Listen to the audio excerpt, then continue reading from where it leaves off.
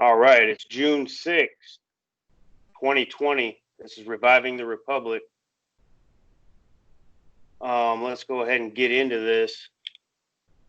Let's see, what do we got here? We've got, first thing I wanted to talk about, we got an article written, and it's about Barack Obama urging the George Floyd protesters to get out there and make the people in power uncomfortable.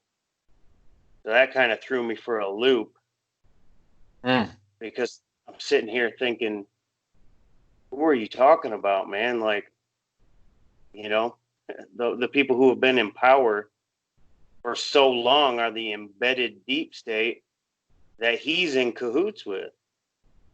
Yeah, that's what I was thinking is, I mean, it sounds like all of his closest friends. Maybe they Yeah, had a falling exactly. out. Right. Yeah. That's what it would lead you to believe. But of course we know that's not what he's talking about.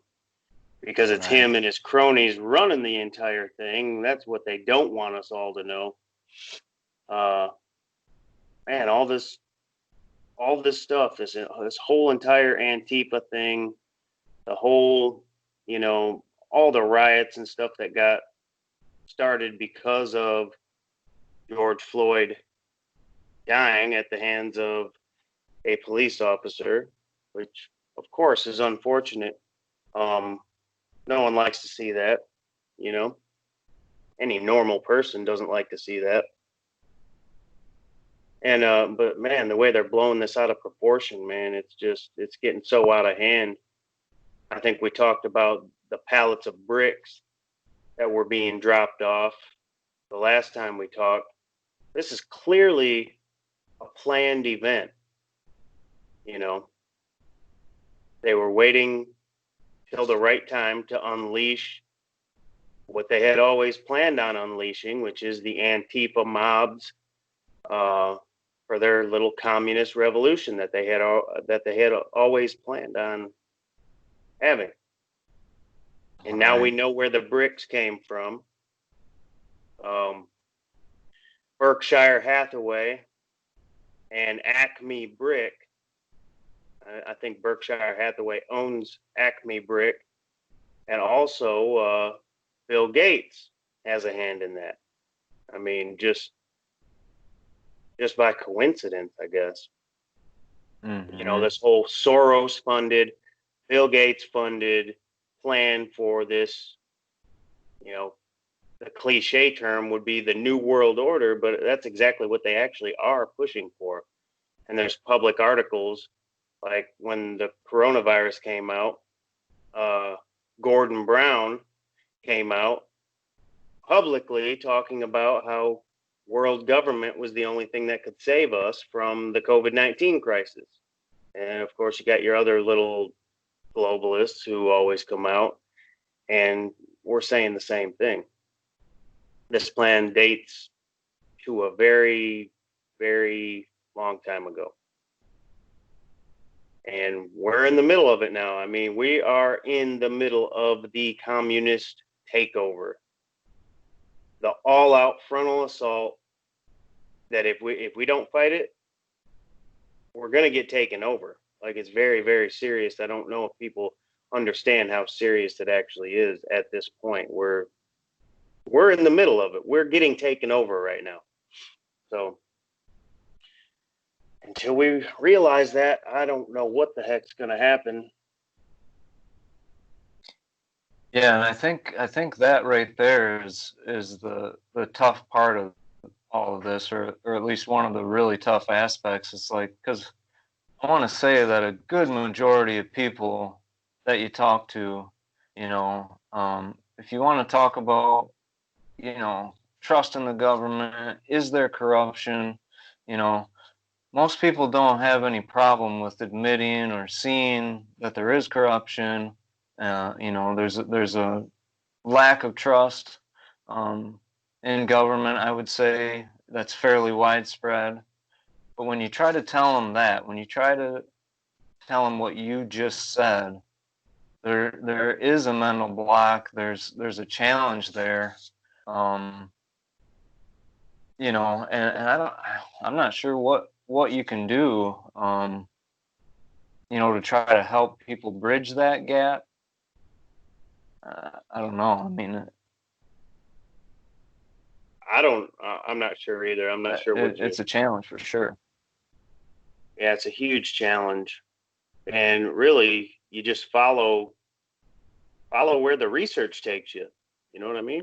Uh, George Soros and his son, Alexander Soros, are hugely responsible for shipping protesters into these places. They also were doing it during the migrant crisis. These are like all your usual suspects. All the key players are always present. Of course, they're tied into Obama, the Clintons, the Rockefellers, all your usual suspects, the Bill Gateses of the world. Yeah, they're all one big happy little family there, and it's always the same protocol. Yeah, that's a You know, good point. I mean, you do end up finding that the same people are involved with these situations constantly. I mean, who was it that owns that? What is it, Berkshire Hathaway? Is that what you said? Was the yeah, company that owns Acme Brick? right. Um, who is it that owns that? I mean, you mentioned Bill Gates, but there's other key figures as well, right? Or at least one. Um, who is that? Do you know? I mean, I don't know. I'm asking you. Yeah, I don't know. Okay. But I know they did find out who was the supplier of the bricks. And Mm-hmm. someone who had dropped a pallet of the bricks had left like an invoice on it or something. Or maybe it wasn't an invoice, but it was just you know, if it was an invoice, then we could trace it back definitely to All who. right. Um, Right. but no, it was a piece of paper that actually said Acme Brick on it. And then Mm-hmm. the research was done on who owns Acme Brick, which was Berkshire Mm-hmm. Hathaway, and then um, apparently Bill Gates also has something to do with Berkshire Hathaway. So, Mm-hmm. Man, I um, know. I know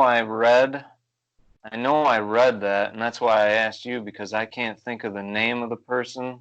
Um, but it was a name I recognized. I mean, I wish I could remember who it was, but I'm sure you can look it up because I think that's all I did. I think I just looked it up and saw who was involved and yeah, and well, let's see if we can do that yeah, right maybe you now. can. Yeah, why don't you look it up and see? Because it was definitely a name I recognized, anyways. But but yeah, I mean, really, I think that's part of the key, at least, is if you keep hearing your friends talk about this stuff and talking about how it's a global takeover and it just isn't, you're having trouble connecting that dot or really, if that seems like too much of a stretch to you, I mean, really, just start taking this stuff and following it up because you're going to find a very small group of people that always end up with their names coming up where they're involved with these different, you know, at least you could say anomalous, situations that happen where it just makes you wonder, like, well, like there, I mean, the bricks are a perfect example. All of a sudden, it's not Hmm. just in one city, it's in all these tactical locations, where there's a pallet of bricks all of a sudden shows up, you know, Right, and right so in it's the got to perfect make spot. you right, yeah, and I mean, it's got to make you wonder, uh, regardless of what your assumptions are. It's got to make you wonder, man, what's up with that? I mean, right? Yeah, So yeah, exactly. So I'm pulling stuff up here. Were you thinking of Warren Buffett? yes, that's it. Yeah, mhm, Okay, because that's it. that's another name that's listed here as well. Um, as far, I mean, I didn't dig too deep into it, so. Sure, but that was the name I was looking for. I just couldn't remember. Right. Yeah. Right. So it wouldn't surprise me. Let's just say that somebody's putting tactically placed bricks right in the areas where they need to be to cause a bunch of death and destruction.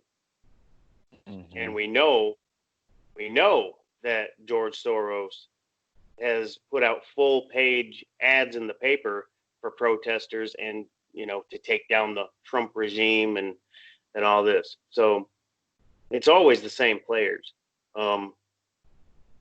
That's the thing. And so when Obama comes out talking about the protesters need to go and make the people in power feel uncomfortable, is he talking about the George Soroses of the world? The people who are really behind this communist revolution? Yeah, I don't think so, because they're in bed together, probably literally. But and then you got the Bill Gates funded a study recently on hydroxychloroquine. I know I just jumped to that subject, but it does tie in here. Which was debunked, by the way. The study was debunked. It was supposed to, all this information was coming out about hydroxychloroquine was ineffective.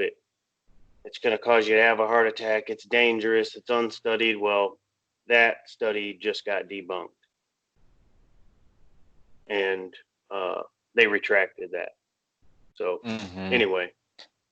Was that the one where they used a bunch of veterans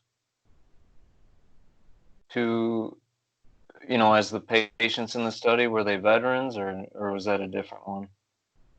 Not sure. You have any idea? No. What do you think it is that? I was going to say, what do you think it is that is, such a big deal where they want to shut down hydroxychloroquine? I mean, is it just because Trump was for it? Do you think it's that simple, or do you think there's more going on there with that? Well, I definitely think there's more going on there with that. I think it's a cheap drug. It's a generic drug, so people don't stand to gain off it. And everything else that they're promoting, which for one, you got Tony Fauci promoting remdesivir, which was, just another therapeutic or a treatment, and as far as that goes, he stood to make money off that. He had his hands in that, but he didn't stand to make money off of hydrochloroquine. It's, like we said, it's a generic drug. So he stood to make money off that, but that's not the end game anyway, because the end game is the vaccine. They want to get the vaccine in you because they stand to make a ton of money off the vaccine, especially if they can get you on a mandatory schedule where you've got to take that thing every year, because that's what you'd have to do. If it becomes mandatory, it's not going to be something where you just get it once and that's the end of it. It's going to be a program that you're on for the rest of your life. The way the virus mutates, and is like we said before, it's just like it's a cold virus, so it's constantly changing. Look at how the flu is constantly changing. They stand to make so much money. They stand to make so much money off. Right. Yeah, because it's not just one time. It's going to be over and over and over again, just like the flu vaccine. Yeah. Right. And the interesting thing about that too is it's like that's the only possible solution. When the scientific literature shows that we have a huge problem with vitamin D deficiency, particularly in all the months except the summer months. I'm no doctor, but in my opinion, from what I've read and the studies I've looked at, It's like if we could just get everybody to supplement vitamin D and keep their vitamin D levels up, particularly vitamin D3. That's the better supplement to keep your vitamin D levels up. If we could just get everybody doing that, we probably wouldn't have a flu season, and we probably wouldn't have a coronavirus problem either, you know. Right. But no, it's got to be the vaccine because shit. I mean, vitamin D3 is cheap, you know, and there's Right. competition, you know. There's Right. several companies that put that out there and use, you know, all natural ingredients to provide you with it. You know, oh, we can't have that. We got to give you, you know, shit that's you know, got infectious and other adjuvants in it, you know, and yeah, we gotta get your toxin levels up at the same time that we're, you know, essentially destroying your immune system, or at least putting you in a position where, you know, it's not going to help your immune system. You know what I mean? And that's the big thing. I think that in most cases causes disease, that causes people to have more problems when they get old. It's because their immune system's on the downhill slide. You know, if your immune system's healthy, you're going to be healthy. You know. Right. Yeah, definitely. You know, you said something there a second ago. You talked about, um, you know, a coronavirus problem, which, you know, obviously it is a problem to people who are in the category that puts them at risk. You know, the ones with great risk are, as we know, you know, the older people, age 65 and older, and with prior, you know, health problems, comorbidities that could make them susceptible to having some serious adverse reactions from coronavirus. But now we're seeing articles like this one. This is CNBC, and this is a new article. Global experts go head to head over claims is no the coronavirus no longer exists clinically. So it would just stand to reason that we would really be on the downswing of this. If it came into existence in the United States either in October or November of last year, wouldn't it stand to reason that it has probably pretty much made its course throughout the entire United States? And really, I mean, should we even be worrying about something that has such a low death rate? I mean, it's just that's part of the I think that's important that we keep this in the public consciousness. Keep this as part of the conversation, especially with everything that's going on right now with these riots and everything. It's almost like this is a huge distraction from the unity that people were having as they were coming together and demonstrating against all this coronavirus nonsense, you know, especially in Michigan where you're at and where I'm from originally. I was very proud to see all the people in Michigan come together. You know, I'm down here in the South, and I would have expected the South to rise up the way Michigan did. And the fact that we didn't was kind of like, it kind of took the wind out of my sails because here, Michigan had, I think that Michigan group on Facebook had like, I mean, correct me if I'm wrong, but it was like 300,000 people in that group or something like that.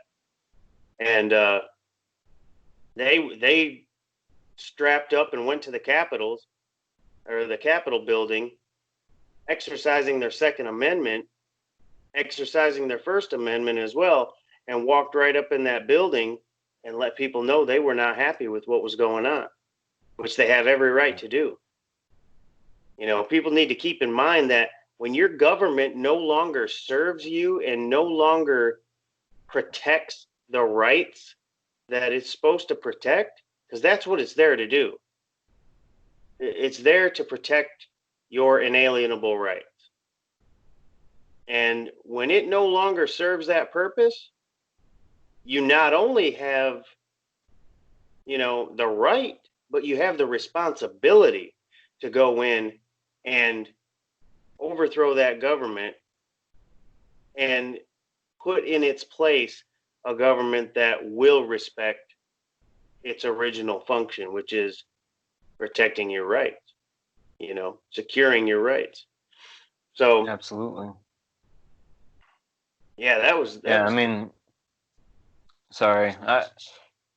I've probably over the last month or so, engaging people in conversation. I would say up here, I mean, 90% of the people I talk to are well awake. I mean, it's actually shocked me, and that's great. I mean, mhm. it gives me a lot of hope, how awake people are. And you're right. I mean, this whole situation that's taken place here in the last couple weeks or so, um, it's been a distraction.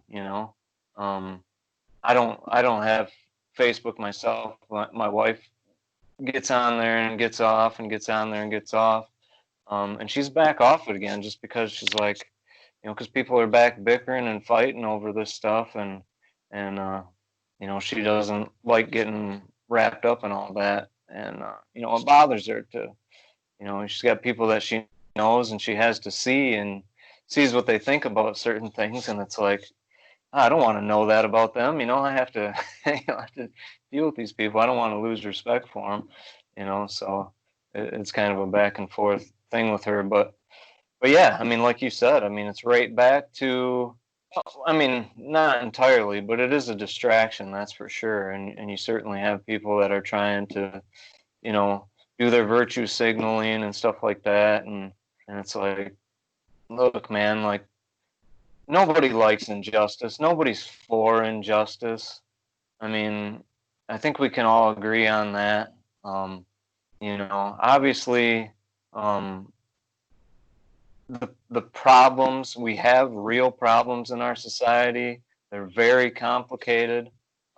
There's no easy solution, and like, I think all things, I mean, is complicated actually because of the fact that they're so complicated, is that it comes back to and down to individuals taking responsibility for their actions and trying their best to seek the truth, live according to what reality is, and not going with these blanket ideas that, you know, assume black people are this or white people are that. I mean, people do things that are unjust and deserve to pay the penalty for that. But the other people, the other human beings that are living their lives, they're not infringing on anybody else's rights, they don't need to be blamed for anything. I mean, you should be responsible for what you do, whoever you are, you know. Yeah, And that's not to say that there isn't injustice or there isn't a problem, but these quick, you know, unidimensional solutions are not real solutions. right. Well, there's injustice on all sides. You know, there's there's white people that don't like black people. There's black people that don't like white people. There's Chinese people that don't like Indians. There's, you know, any angle you want to cover, it exists. And that's human nature. Chances are we're not getting rid of that anytime soon. But I think where we actually stand in America is nowhere near where they want us to think we actually stand. You know, I mean, day in, day out, I work with people of all different races, never have a problem with them. The thought never even crosses my mind that, to act like they're anything other than just humans, you know? So all this division is largely manufactured, and we know why. I mean, I'll just put it right out there. We're in the middle of a communist revolution, a pre planned communist revolution right now. It's happening right now. I mean, plain and simple. That's what's You know, happening. It's all about stirring up chaos so they can bring in their, what these leftists want, the Green New Deal, the United Nations Plan for Sustainable Development. That's what this is all about. That's why you got Antifa out there stirring up trouble, piggybacking on the backs of these, Black Lives Matter protesters, who themselves are even funded to a large degree by George Soros. George Soros is funding all these people. The same, like we said earlier, the same usual suspects are funding all of this, man. It's the Bill Gateses of the world, the Barack Obamas, the George Soros, the Hillary Clintons. And I'm not so naive to think that there's not some people on the right involved in it too. This is not a left and right thing. This is a globalists versus the rest of the people thing. And there's globalists on both sides, for sure. This is not a left and right thing for me. It's I like what Jason Burma says. This isn't about left and right. This is about right and wrong, Right. Because their plan for us. There was just a new article. It was the World Economic Forum, which is one of these big globalist forums, and they're already pumping. Just like when the COVID-19 stuff came out, like you had Gordon Brown up there, another big globalist, who immediately he took it upon himself to use that crisis to say, the only thing that can save us from COVID-19 is world government. These guys are always pushing for a way to get global governance in place. They're always looking for a way. Every crisis is all about that. So now, World Economic Forum, now is the time for a great reset. You see, they're constantly pumping out this propaganda, just like the COVID-19. When the COVID-19 came out, what did you have? You had all these celebrities who are big-time globalists. What did they call themselves? They did a global citizen concert, and how we're all in this together. We're all global citizens, which sounds great on the surface. Yeah, sounds fine. But it's all about a global communist regime. It's about making these super elites much, much richer and putting everyone else on a level playing field where you're equally poor. They want to take all the prosperity that America ever had, ever stood for, all the freedoms that we stood for, the individual freedoms that we had, and they want to take that away for a system of collectivism, which is not what we want. It's not what the world should want. If anything, you should want to bring the rest of the world up to the ideals that were enshrined in the United States Constitution. Doesn't mean that it was ever perfect, right? That's what people need to get over, right? Hey, we know there's problems, we know nothing is perfect, but it's been the best system that the world has seen as far as actually protecting the rights of the citizens who live here. The Constitution was, the Constitution was a brilliant construct put together by some of the most brilliant minds of the time period. These guys were geniuses. It's not to say they didn't have problems. It was a different time period. Yeah, some of them owned slaves and stuff like that. And that's terrible. But that was the norm of the time period. Black people weren't the only ones that were slaves. You know what I'm saying? It doesn't make it right. It doesn't make it right for anybody to be a slave. But, it's much more complicated than just this, I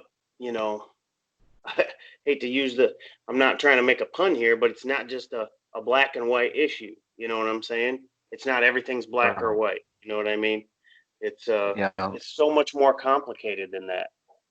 And right. But the ideals that were enshrined in the Constitution, we should be pushing for those protections of individual rights across the entire world. Like I've heard it said before, 1776 worldwide is what we should be pushing for, but they're actually pushing for the opposite of that.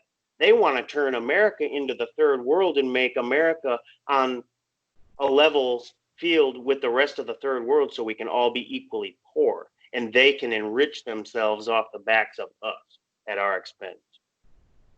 Right, and that's a really key thing right there to understand, you know, if you are an American and you're struggling to understand how this could be, and that's a key thing. It's like, well, the thing is to have this global unified government, it isn't about the individual. This is a top-down system. And this top-down system can never take place unless the United States is brought down. It can't stand as it is with the system that we have where the individual is paramount. Our entire system is set up to be that way. Doesn't mean it's perfect, doesn't mean there isn't corruption. Obviously there is, right? But the way it's designed, it has those checks and balances, and the individual is the sovereign. And with that being the case, that can exist in the top-down system. It actually can happen. And then the reason, like the 1776 worldwide, that's such a great point. That is what we should be striving for. But it's got to be bottoms up. It can't be top down. It's got to happen from the individual level out. I mean, think about it. It's hard enough to organize a family and keep everybody together and keep everybody, you know, so they have equal opportunity and things like that. You know, the United States is pretty big, but the world's way bigger.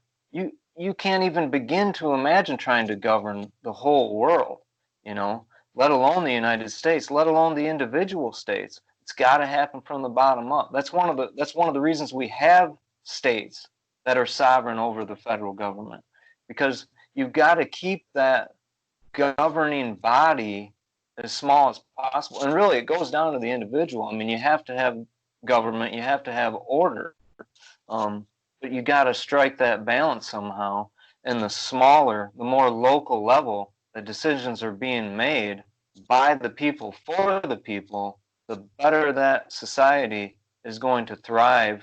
And when the thing of it is when individuals strive, when local communities strive, that spreads out, you know. The third world is in much better shape, and the whole world's in much better shape because of the United States, the system that they founded here. And if you just look at what's happened across the world, it's amazing the strides that have been made. Now, again, it's not perfect. There is things that you can point out as wrong or unjust and things like that, but you are going to have that. We are human. It's not going to be perfect, but we're certainly making gains. I mean, think about the statistics. I mean, just over 100 years ago, the average person lived on less than $1 a day in today's money. You know what I mean? We are way better off than the richest people just 100 years ago. I mean, from an evolutionary standpoint, that's no time at all. I mean, it's unprecedented what the U.S. system has resulted in, and that, like you said, is what we should be trying to spread. That should be cemented in, you know, and you know, yeah. I mean, I guess I said it already. It should be the model for everybody else, and this, what's happening here is that there's, like you said, there's this relatively small group of people that are trying to take control, and America's got to fall. I mean, that's not the only thing. It's not like it makes it easy to see, but you got to understand that that's one of the key moves here. The U.S. has got to fragment. It cannot stand united, or this top-down government thing can never actually take hold. And that's a dangerous thing. Like, it's up to us to actually save the world from a major catastrophe. Right. Yeah. You know, without the U.S. fragmenting, like you said, you know, the U.S. has to fall. And the thing about the United States is it used to be, its original intent was to be that shining jewel on the hill that every other nation would look at and aspire to be like. And at one point in time, we were that.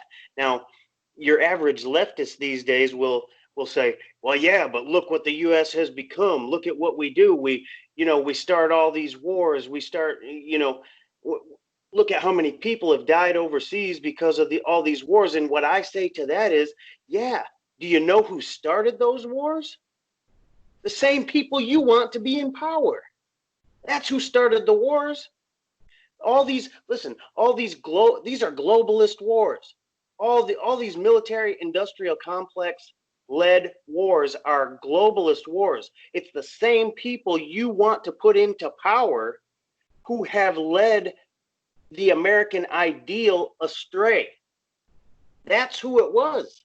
That's not what America's about.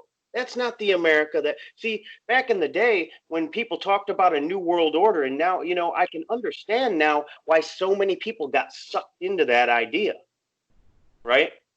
Because originally, if you go back to the times of like Francis Bacon, when he was talking about the, the new Atlantis, that's the whole concept that America was founded on, is this idea of a new Atlantis.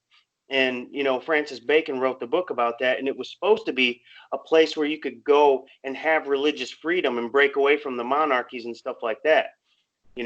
So this whole idea of this new world order was supposed to be an order based on the new world and what they were doing to develop this new world where they were going to have all these different freedoms. And you can get back and forth and you can debate about, oh yeah, look what happened to the Indians and all that. Well, that's a much more complicated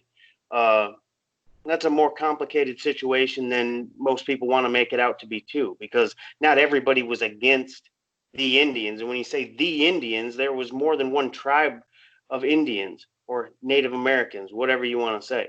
But you know what I'm saying? Most Indians I've talked to prefer to be called Indian. So it's just, anyway, it's beside the point. But the America that started out, the America that everyone was supposed to aspire to, the America that led by example, was hijacked by a small group of people who took the concept of a new world order and turned it on its head and still called it the same thing. So, it's like the Fabian Socialists use, and this is actually their mascot. The mascot of a Fabian Socialist is a wolf in sheep's clothing. That's their official mascot. And that's mainly who's done all of this. It's a bunch of Fabian Socialists and communist sympathizers who have gotten together and taken the idea of what America was supposed to be, this new world order idea, which was supposed to be all about freedom and liberty and, the pursuit of happiness. That's what America was always supposed to be about. But they have taken it, inverted it, hijacked it, and now they're doing all these crimes in the name of America, but it's totally anti-American. It has nothing to do with the ideals that America has enshrined in our Bill of Rights and Constitution, and that what America was always supposed to keep striving for and getting, closer and closer to that through the years. We've got a group of people, a group of globalists who are evil to their core, who are doing atrocities in the name of the United States. That's, plain and simple. That's what's going on right now. Yeah, well put for sure, man. And I didn't know that about the whole wolf in sheep's clothing thing. That's crazy. Yeah. Yeah. Yeah. Mm. Yeah, exactly. Wow. Yep. It's interesting, man. It's real interesting. Yeah. Yeah. I don't know if I don't know if interesting covers it, but yeah, that's nuts, man. It's not good, you know. And like you mentioned, I mean, we're talking about a relatively low number of people. And that's why we're doing this. This is why we're doing this podcast, because we're trying to do whatever we can to spread the information, help people wake up. Because if you just imagine, you know, and even that, like, I think it's hard to really properly stress that point, you know what I mean? Because you look at the world, you listen to what we're saying, and we say people need to wake up, and it's like, well, what's that going to do? You know? But really, think about it. If we were just aware, and there is a tipping point somewhere, and I hope we're getting close to that.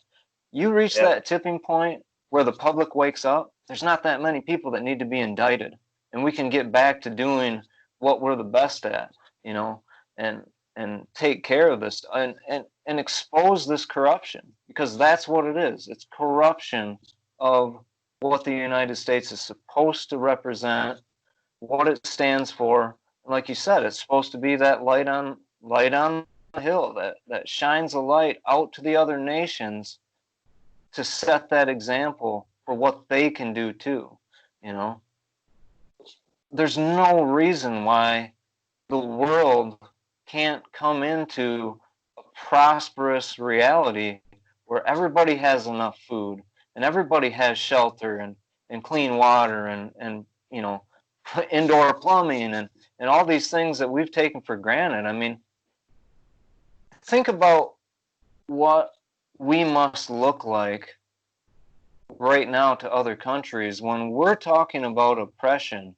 And I'm not saying that oppression doesn't exist in relation to other things, but that's the thing. You have to put it in perspective, because no matter who you are, not only are you oppressed, but you're also a victimizer to other people. You know what I mean? You're gonna essentially sit. I mean, unless you're sitting in a third world starving to death, well, you're probably not oppressing anybody necessarily then. But man, you got food on the table and you got a roof over your head, and I realize not everybody in the United States has that, but a darn good number of them do. And what we're trying to lay out is things that are real solutions to not only our own problems, but the problems of the rest of the world. And the things that these people are fighting for, like Antifa and others, this is not a solution. This isn't even your solution. Because what's going to end up happening to you is your head's going to be the first one on the chopping block, because you're going to be the first one that they've got to get rid of, because you're the one that's really expecting to have a proper place in this new government. And it ain't happening, guys. No, definitely not. The hardcore revolutionaries are usually the ones to be the first ones to get put on the chopping block. Absolutely. So they're using you as a bunch of useful idiots to build their system up to destabilize society, and then your ass is gonna go, you know, straight up. I mean, I just wish people could understand the concept behind this. And look, I understand. Look, see, I look at a guy, like say Colin Kaepernick, you know, these issues are purposely obscured. And even, you know, even that act right there of kneeling during the national anthem, you know, Drew Brees just came out and said something recently about this and then retracted his statement. But that's how this propaganda works. You know, it becomes this I'm kneeling because of police brutality, and I'm doing it during the national anthem because that flag stands for systemic oppression and all this. But that's not what that flag stands for. It doesn't. When you go back to the ideals, you got to look at the ideals. Yes, have there been corrupt people who have tarnished the name of the United States purposely to get you to act like this? That's what it's all about. It's to get you to act like this. It's to get you. Look, they create a blind for you. They create a veil, right? If they can get you mad at the United States and say, this is what the United States is about, if they can get you to act like that, then you're playing right into their hand.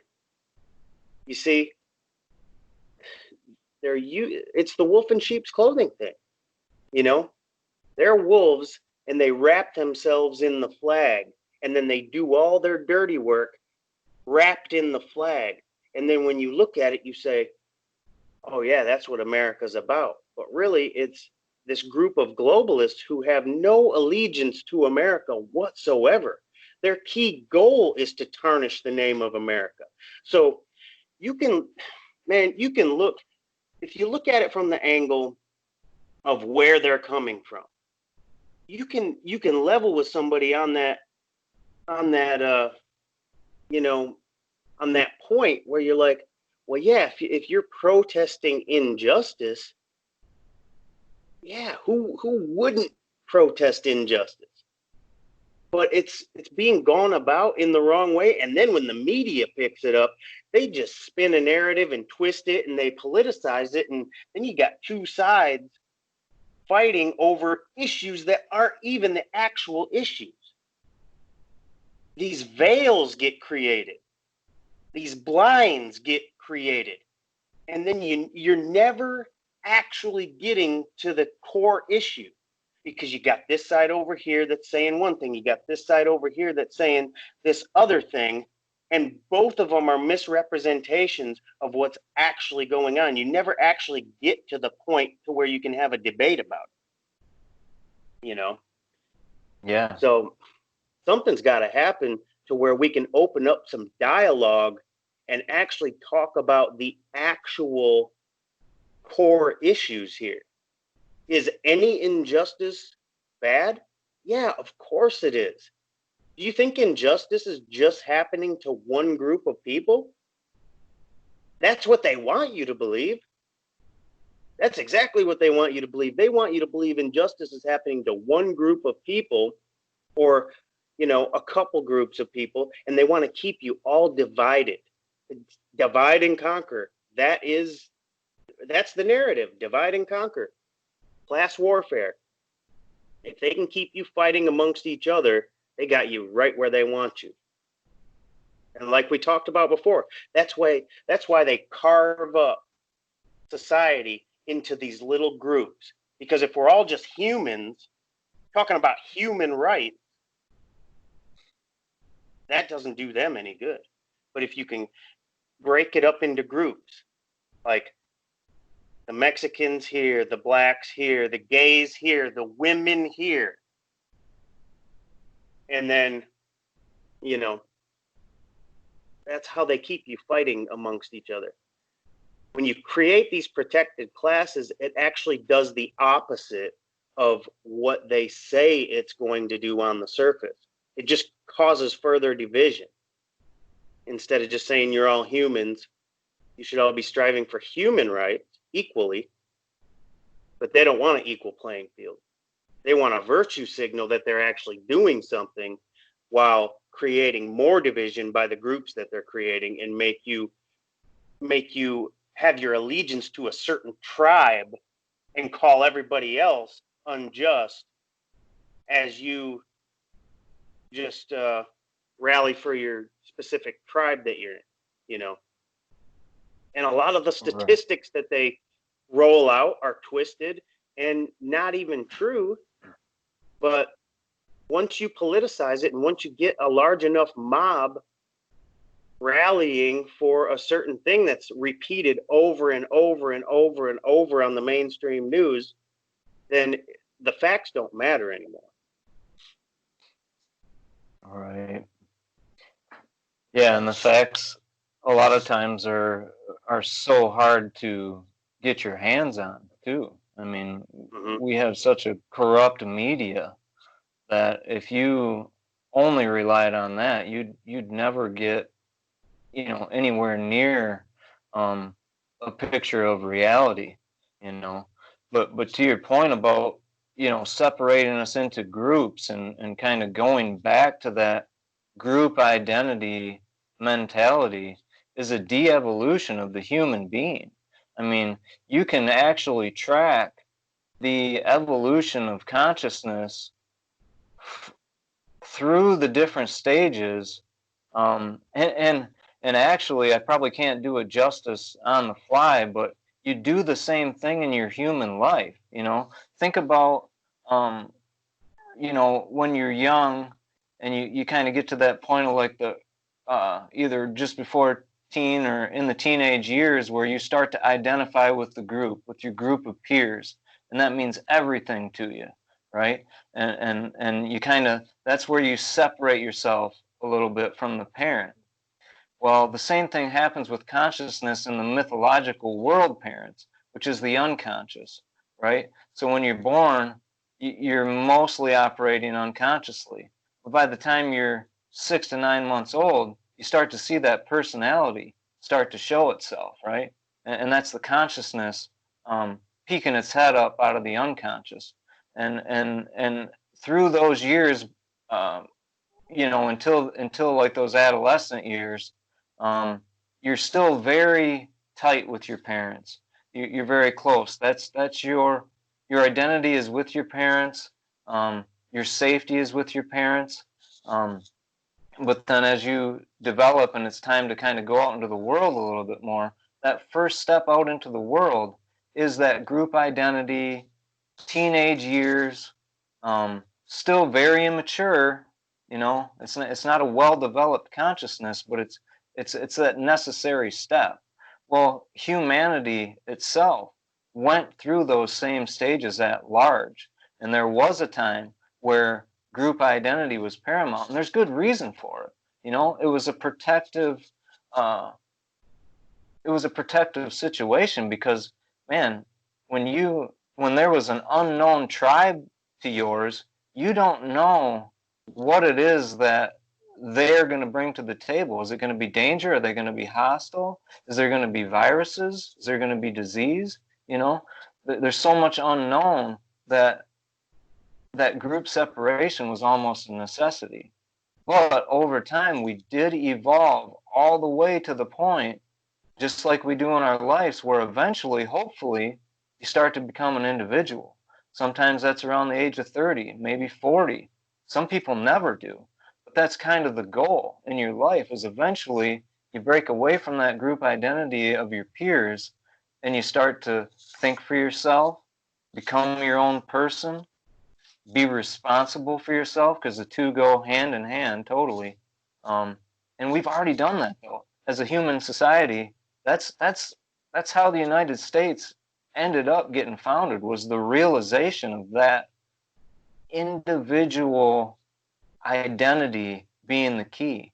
Because you can break people down into groups to infinity, and that's kind of what they figured out, is eventually you get down to the individual, and what they're trying to do, and we're being coerced into it, and we're going along with it, at least at large right now. And that's what's so scary about the situation in our society, is we're taking on that group identity again. Well, that's a de-evolution, folks. That's going backwards. That's not where we need to go. That's not going to solve anything. It's only going to lead to the kind of warring camps that we've already struggled through and evolved with, blood, sweat, and tears to get there. I mean, the key to peace and no more war and prosperity for all is that individual level, individual responsibility, individual sovereignty, and we've figured that out. We've got to remember that is the key thing. That's the symbol on the dollar bill with the pyramid and the eye that's floating above. That's the individual. Right. And, that's why they want to keep us. They want to keep us in a state of arrested development. They meaning, the globalists, those who wish to have this world communist society, this collectivist vision for everyone, they have to keep you in a state of arrested development. So you're not thinking, you're not maturing. That's why they pump all this garbage through Hollywood. That's why the music is trash these days. The movies are trash. It's all to keep you in a state of arrested development so you never grow. So you're always looking for this father figure from the government. You're never allowed to grow up and unfold spiritually, mentally, and think for yourselves. You know, when this country was founded, we broke away from the British. They, we were talking about some highly evolved minds there. These were mature people. We don't have a lot of adults these days. Your average 40-year-old is still like a 15-year-old or a 12-year-old from 100 years ago. And it's by design. It's meant to be that way. These conditioning operations, they happen over the course of multiple generations. Do you think it's just by chance that slowly and slowly you can go back to the 80s? Even if you go back to the 80s, we were much better off than we are today. As far as it was just a different time period. We actually still had adults back then, you know, people who acted like adults. But like I said, your average 35, 40-year-old still walking around with his hat backwards and his pants sagging around his freaking kneecaps, and wanting to know where the party's at. You know what I mean? That's all by design. It's all by design. It's psychological warfare. It's an operation. And if you don't believe that, for people out there that don't believe that, go listen to a guy. He's a former KGB agent. His name's Yuri. Just type in Yuri. Yuri, I believe. And he's got some Russian last name. I forget what it is. But you'll find it on YouTube. And he talks about how their operations can take 25 years to break down a society and destabilize a society. And it's all done through the media, through Hollywood, or whatever type of movie places they have over there. It's all done through media. It's all done psychologically to keep you in a state of arrested development, so you're very manageable, so you never try to strive and mature. It's how they control you. It's pretty simple stuff, but it's not if you don't recognize it. Right. I think that's a key point. Well, for sure it's a key point. And I think that's a big stumbling block for people, because when you say that and you have no awareness of what has gone on over the last, I mean, what would you say? I mean, almost since World War II, really, right? I mean, and so when you're not aware of that, it's like, how can you just blame it on that as though somebody else is pulling our strings or whatever? It kind of sounds crazy on the surface, but no, I mean, you're absolutely right. Look at who hired the propaganda and the scientists from Nazi Germany. It was us, and then look at the different programs that they were running. They were, MK Ultra, all these different things where they were studying this, and for whatever excuse they were using then, what they were doing was learning how the human mind works and how to manipulate the masses. This isn't anything new. This didn't start with COVID-19. This has been a psychological war that is a very patient war. It's a very different kind of war than what you think about when you think about war.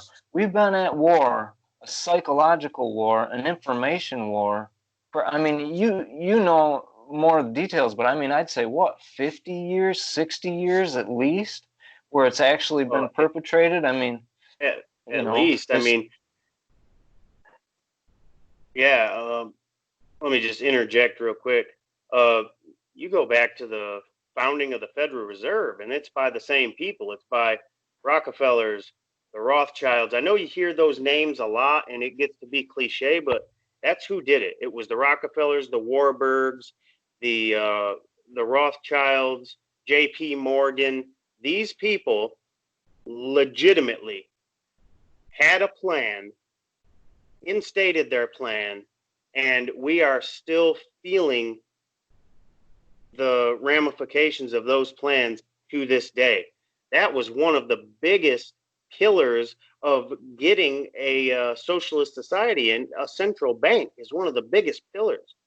You're well on your way to a socialist or communist society once you have established a central bank. That's why people like Andrew Jackson fought that tooth and nail, and thought it was one of the biggest threats to a sovereign nation is to have a central bank, which these robber barons, this, you know, private banks, private bankers established our Federal Reserve. And maybe that can be a subject for another time. But I mean, since we are on that subject right now, we're talking about how the mind war got started. I mean, it was probably even before that, but I mean, that's like the key instance that you can look at and say, wow, once Woodrow Wilson signed the Federal Reserve Act and signed in a bunch of private banks to take control of our treasury, the issuance of currency in this country, it was all downhill from there. And there was a definite plan in them doing that.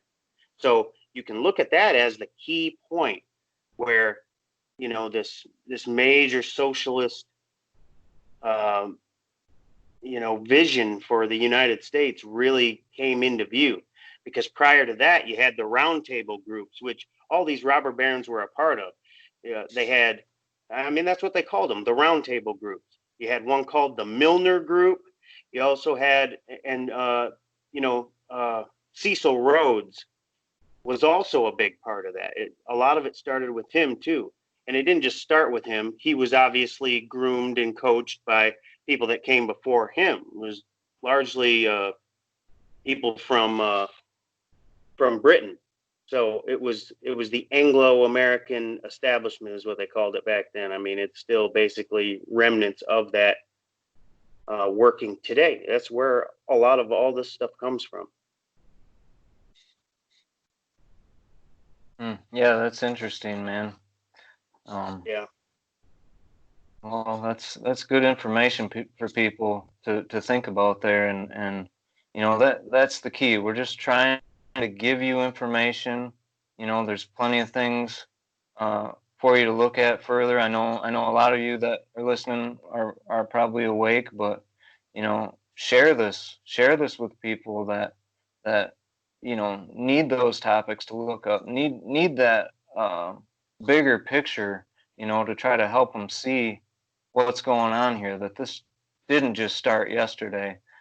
This is a long drawn out thing, and they knew it would take a long time, and we're at the point where the monster is actually rearing its head a little more, and it's a little bit easier to see. And I think if if we can help people look back a little bit into history and see more of the body and not just the head peeking up, it might be easier to Right. see that, hey, this really is something serious here, and something that we need to do something about. So I think, I Yeah. mean, you brought up some really good points there. I know we don't want to go as long as we have been, just to kind of try to keep it on one topic. I think, unless you got more you want to say about it, I think that's pretty good for this one. Yeah, I think we want to keep it a little bit shorter than we have. I think on that note, we can probably end it. You mentioned something about, the monster rearing its head. Yeah, that plays right into what I was just talking about. There's a reason why they call the Federal Reserve the creature from Jekyll Island.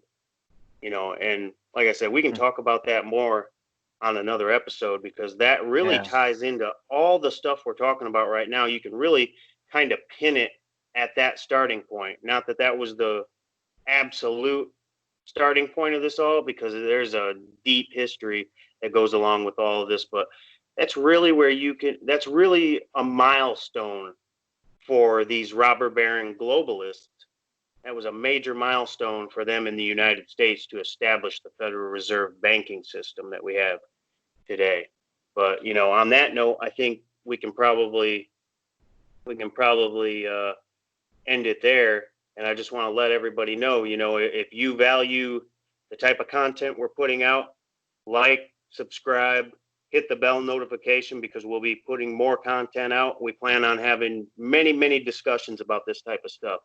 So also comment in the comment section if you want to be a part of the conversation, or if you have something that maybe we missed that you would like us to discuss or get more in depth on. By all means, leave a comment in the comment section. And that's about all I got for right now. You got anything else, Justin? Yeah, just thanks, man. It was good information. Thanks everybody who's watching, and yeah, we'll keep it going. All right, man. All right, take it easy. Yep, you too, buddy.